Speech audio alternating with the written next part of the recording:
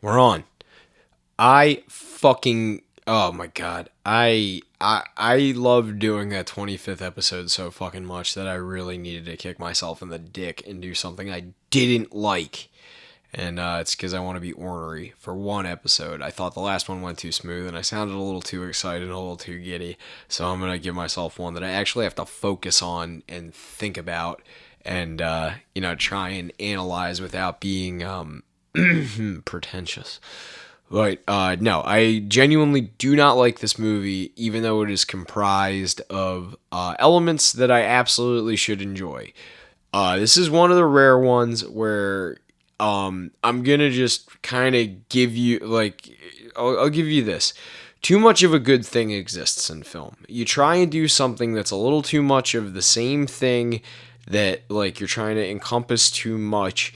It ends up coming off both campy and stupid, and I find this film to be that, and I hate that I don't like it. I really do find it weird about myself that I don't like this movie. And there's something about it that just bothers me about the reason I don't like myself, it bothers me that I don't like it because everybody I like, a lot of comedians that I listen to, love this movie, and they're fucked up people. But this is one of those movies where I'm supposed to like it because I'm kind of a fucked up person. I'm kind of a fucking weirdo.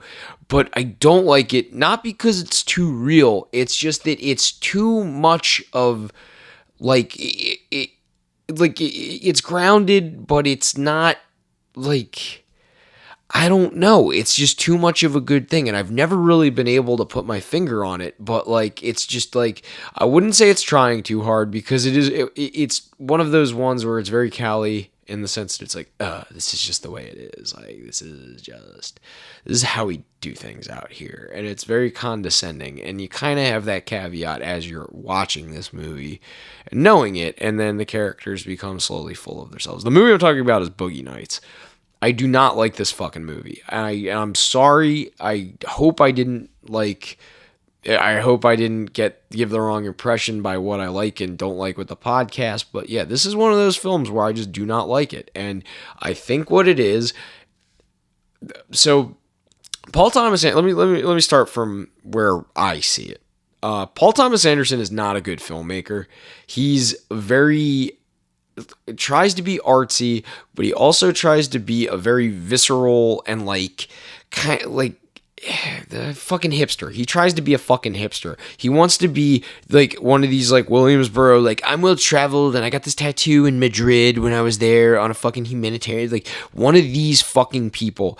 Wears a business suit with fucking Chuck Taylors. It just they fucking drive me crazy. And it's not because they have any genuine interest. They don't really have a purpose in life. They just live to be cooler than the people they're around. And therefore there's no substance. And this film is a movie so that hipsters can cackle at porn stars.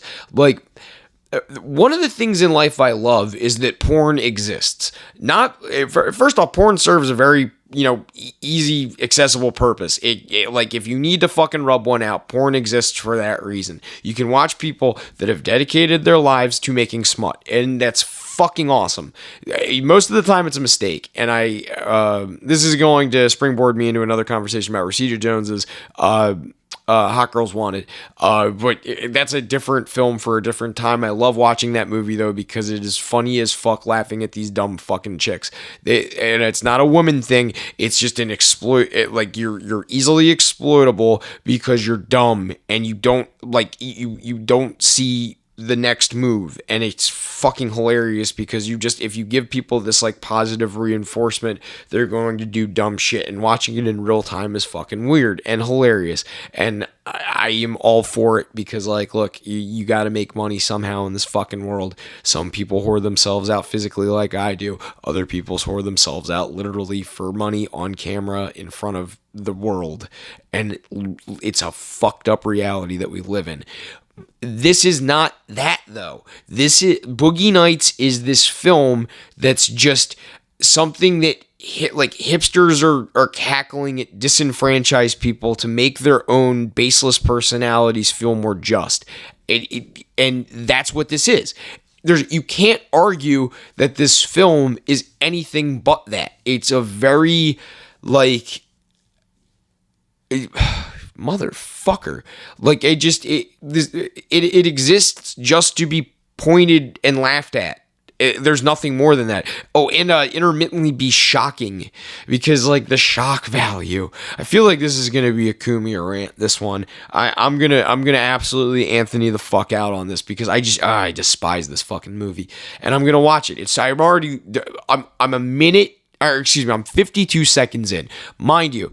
I just wanted to get to one thing. I wanted to see the opening credits because I forget how it starts, but then I just decided to IMDb it because I got 52 fucking seconds in, and all I've heard is I've seen the Miramax logo and then heard a piano, and it's like I'm already pissed off at Paul Thomas Anderson because he just fucking wastes time. That's all he fucking does. Is he serves no purpose other than to create things for hipsters to be mildly amused by. And in doing so is by proxy a hipster, I guess, himself, because he makes shit. I like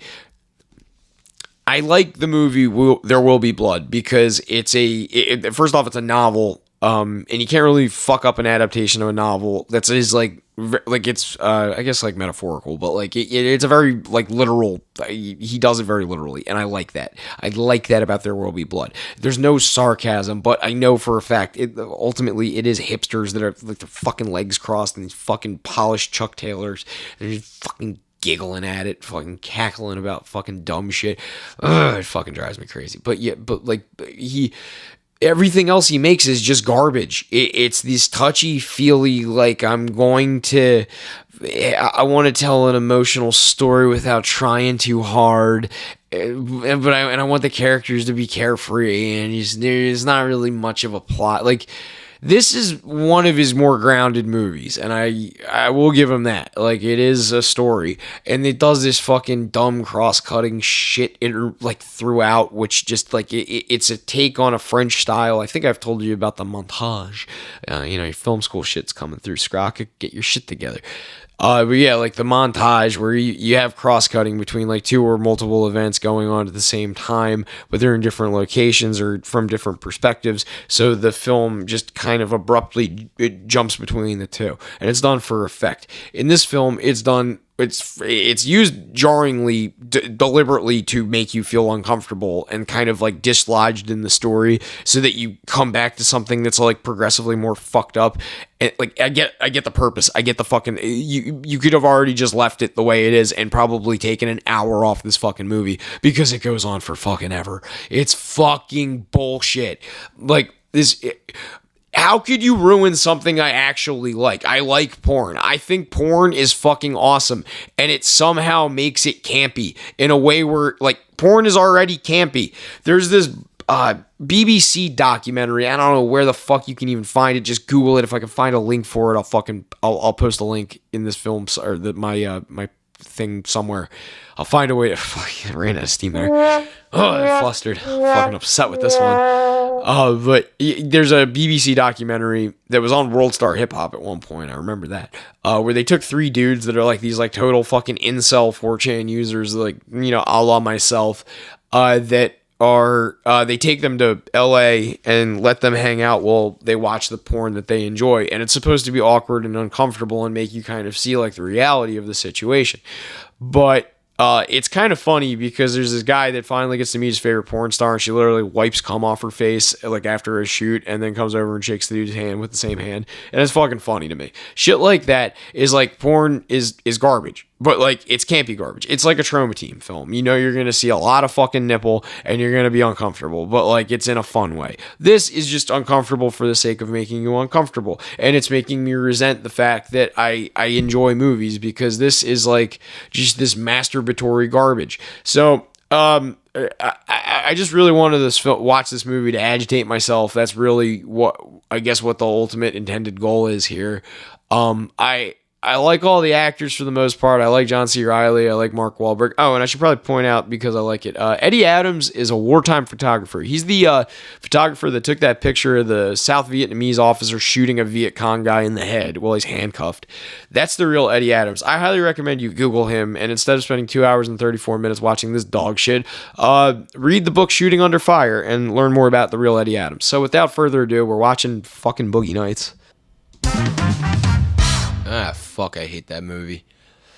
Goddamn, where to begin with it? I do not like fucking Paul Thomas Anderson in the least. He is one of the worst fucking people. Oh, goddamn. Alright, so, Boogie Nights. Boogie Nights. Where to fucking begin? Alright, so let's just start with the runtime. 2.5 goddamn hours. And it would make the runtime would make more sense if it wasn't a good hour of just trying to, like, there's a very student film thing that Paul Thomas Anderson pulls off here. And I'm not saying pulls off like he does it well, he accomplishes it in a way where it's good. But there's a student film pitfall that a lot of directors tend to fall into, where, let's just say, you don't have much substantially in your film. You wrote yourself into a bit of a corner, but you need to motivate the plot somehow. So you just kind of turn everything into a background for a music video. Like you just kind of pick a soundtrack. In this case, it's late 70s to like early to mid 80s, like pop music. You get this. You get an extra hour and 15 of just runtime where it just pads your fucking movie out. So you end up really just wasting people's fucking time.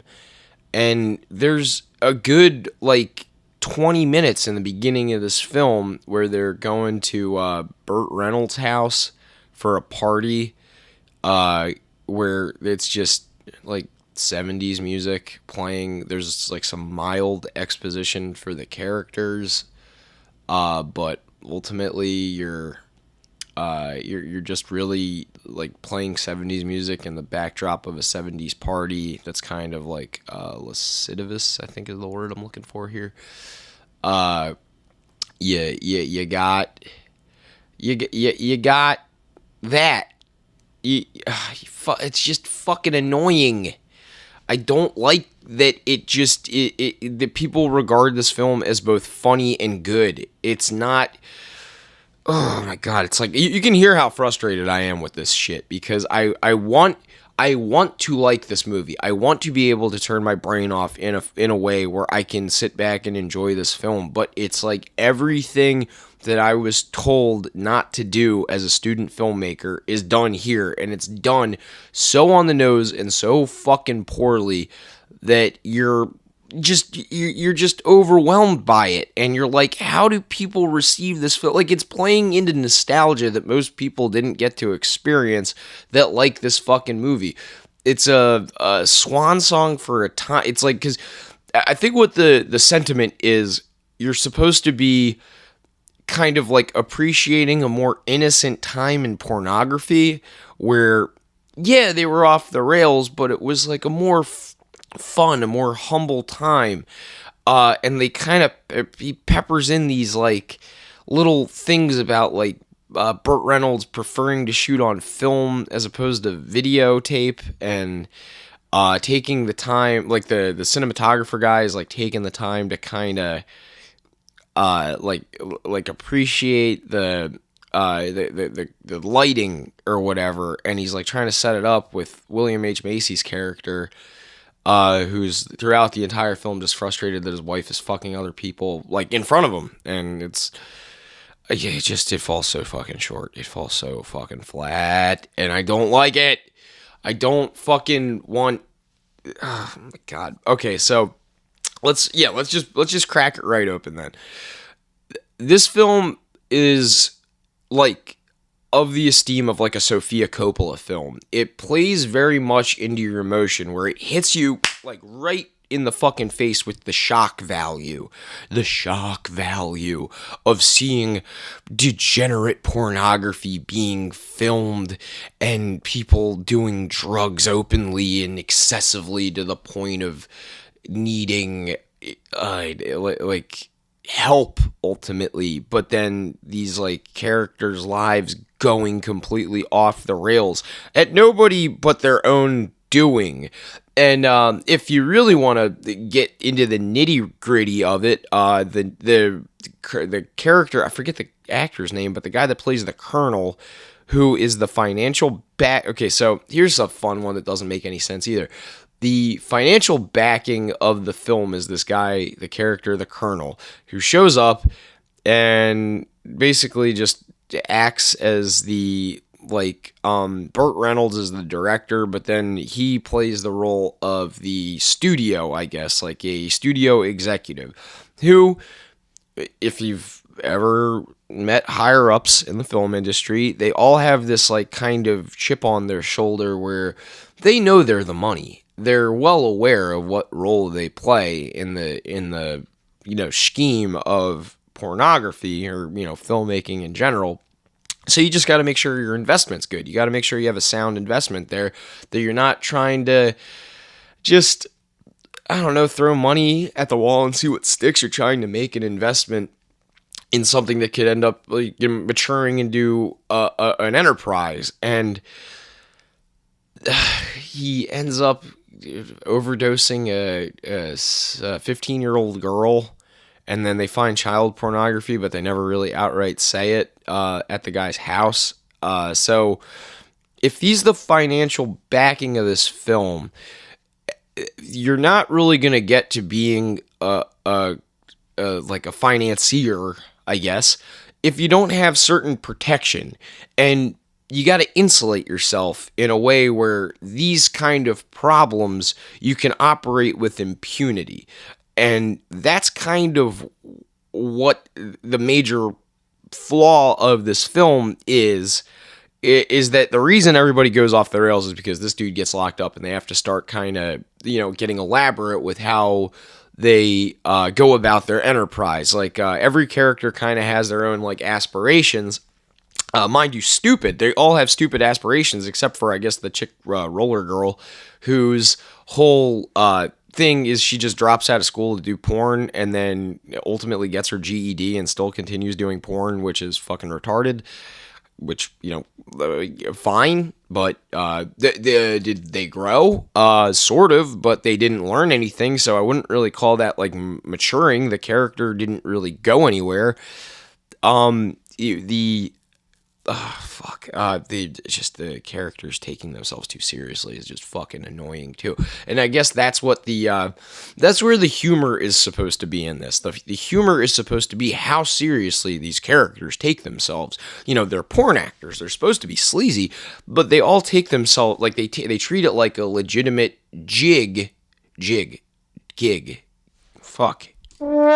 Yeah, that's how flustered I am. This film is just so annoyingly, they take themselves too seriously, and the end game is that because they take themselves so seriously, it's ultimately their deus ex machina, and their seriousness is superseded by the realities that they're thrust into by taking themselves so seriously. But that is like what is that saying? What are you trying to accomplish? There is no substance to that. There's nothing. You're like, if this was marketed as a comedy and it was punched up in a couple of departments, this would be a good film. You have the black cowboy, Buck, who, I know a real black cowboy in real life. There's a black dude that dresses like Cowboy Curtis from the Pee Wee Herman show and rides his horse up and down Route 9. And you know what? He's one of the coolest fucking dudes around town. He's a local eccentric and everybody fucking loves him. And the fact that he hasn't been around in a while, like nobody's seen him, there hasn't been a black cowboy sighting in a while, it's a bummer. I like that about him. His eccentricity is what makes him cool. None of the eccentricities these people have include, like, be it, Roller Girl never taking her roller skates off, Mark Wahlberg having a gargantuan penis, the Buck being a black dude that is just kind of going through whatever trend to make himself distinct from the people that he surrounds himself with, John C. Reilly being a magician, William H. Macy being a resentful husband, like, Burt Reynolds' character just being like a sleazebag, but a lucrative sleazebag, but not really. Like, punch some of these fucking things up.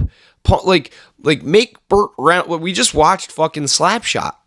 Slapshot, the Joe character in Slapshot, does a really good fucking job of making it seem like I have an enterprise that I see how, I see the futility of it. Like, I understand my creation here.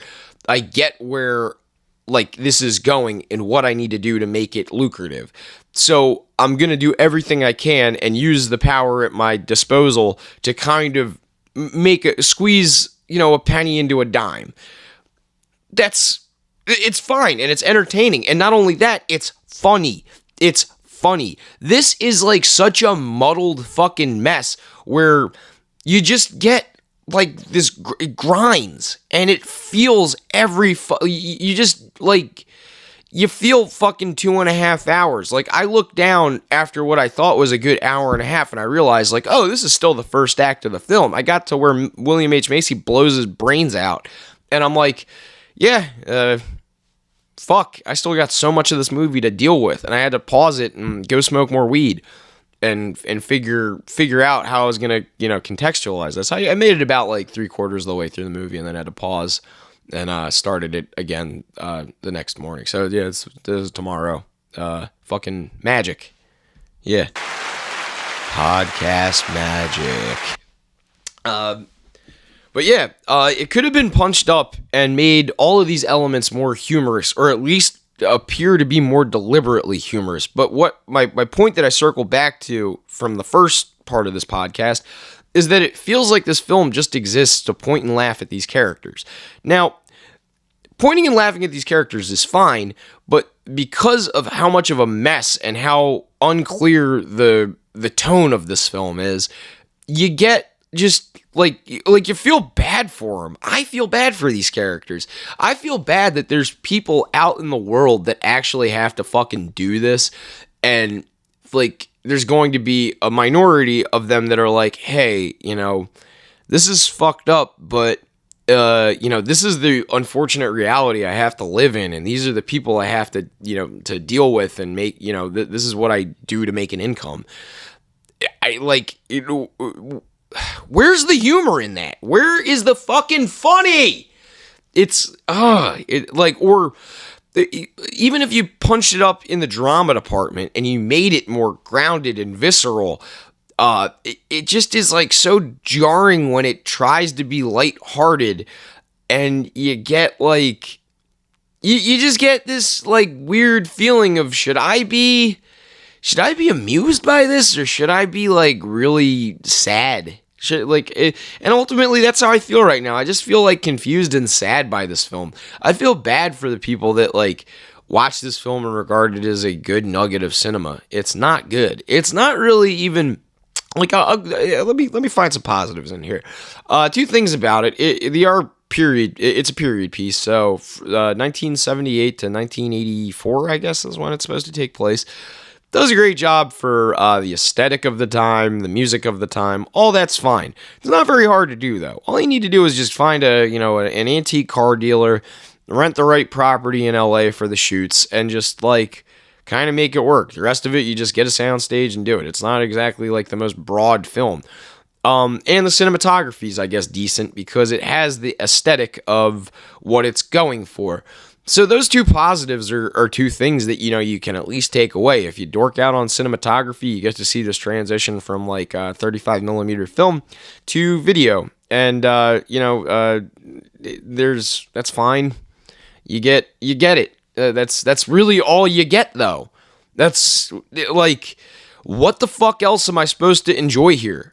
Like, I also was kind of disturbed, and like I think it's like life imitating art here, but I couldn't stop staring at fucking Philip Seymour Hoffman's arms. Philip Seymour Hoffman died of a heroin overdose. And throughout this whole film, he's either in like a tank top or he's just like kind of like walking around being like fat in the background. And knowing the whole time that he just was carrying this drug problem with him, like sad. But there's a scene when they're at this the party in the first part where the chick is hanging out with an unnamed dude who kind of looks like Greg Brady. The character just exists to come in, do a bunch of cocaine, and then starts overdosing, and then the guy starts freaking out. And then the Colonel guy comes in and has like his little fucking Winston Wolfe fixer guy start taking the chick to the hospital, which of course they take in a limousine. Yeah, because fucking why not? The reality of the situation isn't like discretion or anything. Like, let's just take a limousine to the hospital. We're gonna dump some chick. Fucking rad. Philip Seymour Hoffman's like walking into the party while they're hauling this like overdosing chick out, and I just was like, oof, fucking life imitating art right there. So that's disturbing. There's like these like little moments of the fact you realize Mark Wahlberg's character's 17 when he's showing people his penis at a nightclub, and I guess that's like his side hustle. He seems to be very dedicated to being a dishwasher that shows people his dick and then jerks off for him. Sure, that's a thing. I guess it's not the most disenfranchising part of the film, but I really don't see the reality of it. And like ultimately the only character I really get, and even she is like campy, is Wahlberg's mom. She just wants like the best for her kid, and he works at a car wash too, which is never like addressed, but I guess that kind of is like supposed to be a little like a little nod that like Wahlberg's character knows cars, so he like when he buys the Corvette later, like that's like the thing is like, oh yeah, he worked at a car wash, so he kind of knows cars. But it's like it's a lot of like setup with no follow through, and the follow through you get is just kind of like why, or like what the fuck, like, oh yeah, they're gonna start doing drugs, and then like as the movie accelerates, the drugs kind of supersede the pornography, and the chaos like kind of escalates, which fine, that's an interesting thing. That's kind of why films like Scarface function as well. That's kind of why The Departed functions, is that like you have people that have problems, and the problems that they have are like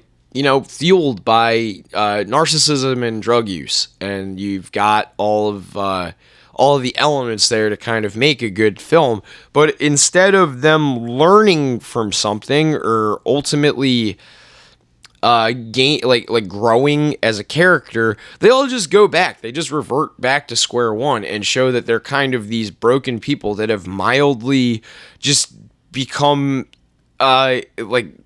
disenfranchised by reality, and would rather cling to this like narcissism and like the comfort of going back to doing porn.